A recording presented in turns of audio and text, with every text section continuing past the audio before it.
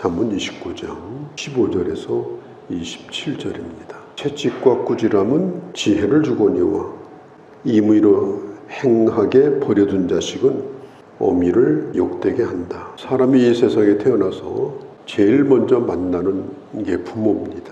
또 제일 먼저 만나는 교사도 부모입니다. 부모는 자녀를 하나님 앞에서 바르게 자랄 수 있도록 교육할 책임이 있습니다. 깨물어서 아프지 않은 손가락이 없다. 책망과 꾸지람, 어떤 때는 체벌을 하게 될 경우에는 부모의 마음도 같이 고통스러운 것입니다. 그렇지만 그 자녀를 보내신 뜻을 이루기 위해서 부모가 자녀를 기를 때 잘못된 길로 갈 때는 분명히 바로 잡아줘야 됩니다. 특별히 아직도 유연성이 떨어지지 않을 때, 부모의 말을 아직도 들을 수 있을 때, 그때에 확실하게 바른 것을 가르치고 선한 것과 잘못된 것을 가르치면 이렇게 하는 것이 잘못된 것이구나. 그걸 아이가 스스로 깨닫게 됩니다. 나중에 자라가지고 그 아이를 잡아보려고 하면 이제 잡히지 않아요. 그냥 싸우는 겁니다. 그리고 결국에는 그 부모는 부끄러운 일을 당할 수밖에 없는 것입니다. 그러니까 하나님의 아름다운 그런 작품, 하나님의 사람으로 가정들마다 귀한 자녀들이 자라나는 그런 축복이 우리 함께 할 수 있기를 바랍니다. 악인이 많아지면 죄도 많아지니 의인은 그들의 망함을 버리라. 그 노마가 망하리라고 아무도 생각한 적이 없어요. 왜? 너무 오래도록 노마는 망했습니다. 그래서 노마가 왜 망했는가? 많은 학자들이 연구를 하게 되는데, 이게 말기 증세가 뭐냐면 부정부패입니다. 여러 가지 이유도 있겠죠. 워낙 식민지가 넓어가지고 그 광활한 나라를 다스릴 인적 자원은 모자라고, 부정부패가 결국은 심하니까 자정 능력이 서로 떨어집니다. 국가로서의 기능이 떨어지게 되고 결국은 망하게 되었다. 악인이 득세하고 의인이 조롱을 받는 그런 시대도 있습니다. 어쩌면 오늘 이 시대일지도 몰라요. 우리는 우리가 살고 있는 이 나라 공동체가 건강한 나라가 되도록 의인이 힘을 발휘하고 의인의 말이 길이 되어지는 그런 나라가 되도록 기도해야 되고, 또 그런 일원으로 우리도 또 살아야 되는 것입니다. 16절에 내 자식을 경계하라. 그리하면 평안하겠고 기쁨을 주게 될 것이다. 교육에 성공한 부모는 평생토록 부족한 것이 많아도 결국은 그 인생은 성공으로 마칩니다. 아무리 성공을 이뤘다 할지라도 그 자녀 교육에 실패하게 되면 결국 그 사람은 부정적인 평가를 할 수밖에 없는 것입니다. 그래서 참 이 부모는 자녀보다 먼저 세상을 일찍 살았잖아요. 또 자녀보다 일찍 경험을 했잖아요. 부모만큼 누가 자녀를 사랑하겠습니까? 잘 키우면 그것이 명예다. 가난하게 살고 부족하고 그건 중요한 것이 아니다. 지금 그걸 말해주고 있습니다. 18절, 묵시가 없으면 백성이 방자히 행하거니와 율법을 지키는 자는 복이 있느니라. 여기서 묵시라고 하는 말은 이상 혹은 계시 혹은 환상을 의미합니다. 이 묵시라는 말을 이제 말씀을 가르치시는 분들이 자꾸 비전이라고 가르쳐요. 근데 영어 성경 킹제임스에 보면은 이걸 비전이라고 번역을 하기도 했습니다. 그러나 이 성경은 비전을 품으라 그런 뜻은 아니에요. 환상을 품고 살라 그런 얘기도 아닙니다.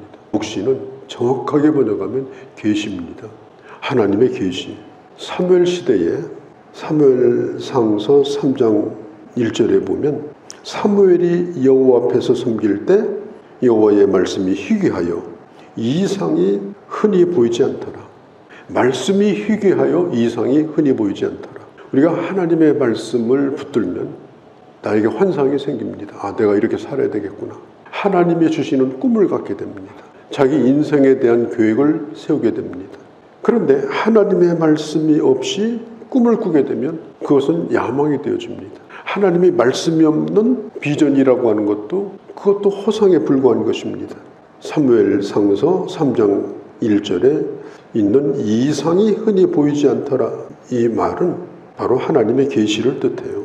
모세 시대, 여호수아의 시대 얼마나 하나님의 이상과 계시가 풍성했습니까? 일마다 때마다 말씀해 주시고 지도자를 통해 말씀하셨고 환상을 통해 보여주셨고 날마다 하나님의 인도하심을 볼 수 있는 그런 시대가 있었습니다. 그렇게 하다가 여호수아가 죽어요.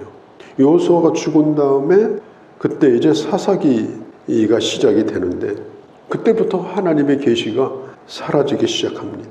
그래서 사사기 말기에 보면 사람들이 왕이 없으므로 자기 멋대로 자기 소견에 오른 대로 행하게 되었더라. 나중에 사사기 말기에 엘리 제사장의 때는 하나님의 말씀이 희귀하여 결국은 이상이 흔히 보이지 아니하였다. 사사기에 나타나 있는 롯이라든지 아니면 보아스라든지 사무엘이라든지 드물게 하나님의 계시를 따라서 살았던 사람들이 있었지만 그 당시가 말씀을 가르치는 교사들이 하나님의 말씀이 다 없어져 버렸어요. 이상이 사라졌습니다. 그래서 결국은 그 나라가 혼란에 빠지게 된 거예요. 그러면 묵시가 없으면 방자에 행한다. 반대로 그러나 율법을 지키는 자는 복을 받는다. 이상이 사라진 시대에도 하나님의 법을 사랑하는 사람이 언제나 있었습니다. 하나님은 그들을 붙드셨고 그들을 사용하셨고 그들에게 하나님은 복을 허락하여 주신 것입니다. 하나님의 말씀을 붙들고 하나님께서 내게 원하는 뜻이 뭘까? 내게 바라는 것과 하나님이 원하는 것의 차이가 뭘까? 우리가 끊임없이 그것을 물으면서 결산도 그렇게 하고 또 새 계획도 그렇게 세울 수 있어야 됩니다. 20절에 내가 말이 조급한 사람을 보느냐? 그보다 미련한 자에게 오히려 소망이 있다. 신중하게 생각하지 아니하고 특별히 분노로 감정으로 말을 쏟아놓는 사람은 결국은 그걸 책임을 못 지게 돼 있습니다. 그 말로 인해서 화를 입게 돼 있습니다. 그래서 결국은 미련한 사람, 차라리 입을 다물고 있었던 사람이 오히려 더 희망이 있더라. 우리가 조급하게 말하는 것이 얼마나 무모한 것인가 하는 걸 말씀하고 있습니다. 21절 어려서 자라난 종은 그렇죠. 이제 노예들이 그 집에서 태어나면 어릴 때부터 그 주인의 자식들과 어울려서 누가 종인지 누가 자식인지 모르게 그렇게 이제 자라게 됩니다. 그러나 그 종은 그 집의 아들은 아니죠. 아들처럼 잘 대해줄 수는 있어요. 그런데 자기 본분을 알지 못하고 분수를 넘어서 주인에게 대적할 수도 있다. 우리가 잘 해주는 것, 참 그 호의를 악용해서는 안 됩니다. 사람을 호의로 대해주는 것 참 귀한 거고 또 그 호의에 대하여 또 인격적인 관계를 갖는 것 이게 참 얼마나 소중한가. 그게 성숙한 하나님의 사람의 모습이다라고 하는 걸 우리에게 가르쳐 줍니다. 24절은 16장 18절하고 좀 비슷하죠. 16장 18절은 교만은 패망의 선봉이요 넘어지는 것의 앞잡이다. 24절도 사람이 교만하면 낮아지게 되겠고 겸손하면 영예를 얻게 될 것이다. 그렇잖아요. 우리가 교만한 사람을 더 높여주고 싶은 마음이 없잖아요. 우리들도. 오히려 그런 사람을 만나면 오히려 더 그 사람을 낮추고 싶은 것이 우리가 일반적으로 가지는 생각이에요. 하나님도 마찬가지입니다. 교만한 사람을 하나님이 결코 높이지 않습니다. 그러나 겸손한 사람은 하나님이 높이셔요. 예수님이 그랬잖아요. 잔치집에 가서도 낮은 자리에 앉으면 그 친구가 와서 아니 자네 여기 앉으면 되겠는가 이리 올라오게 그래서 주인의 옆에 앉히는 거예요. 그러면 거기 있는 손님들이 야, 저 친구는 주인하고 정말 절친일세 특별한 사람이네. 그게 좋은 거지. 처음부터 주인 옆에 앉아가지고 친구 임내하고 위세를 하고 다닌다면 사람들이 다 싫어하게 된다. 누구도 존경하지 않는다. 하나님이 높여주는 자가 되려면 이 세상에서도 존귀한 자가 되려면 어떻게 해야 되는가? 겸손한 자가 되라. 이걸 가르쳐주고 있는 것입니다. 25절에 사람을 두려워하면 올무에 걸리거니와 여호와를 의지하는 자는 사람에게 잘 보이려고 하는 것, 아첨하는 것. 그러니까 사람을 존중하는 건 좋아요. 그러나 아첨하는 건 좋지 않습니다. 올무에 걸린다. 결국은 자기 정체가 드러나게 될 것이다. 사람을 보지 아니하고 하나님 앞에서 충성하고 하나님을 의지하는 자는 결국 사람에게도 인정받고 안전하게 될 것이다. 26절에 주권자에게 은혜를 구하는 자가 많으나 정말 그런 것 같아요. 권력이 있는 사람, 힘 있는 사람에게 얼마나 많은 사람이 줄을 섭니까? 성호철이 되면 더 그렇죠. 성경은 말합니다.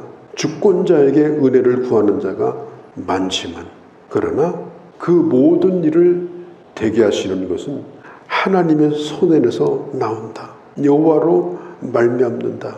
수많은 사람들이 힘 있는 사람 주변에 몰려듭니다. 그 앞에 충성을 합니다.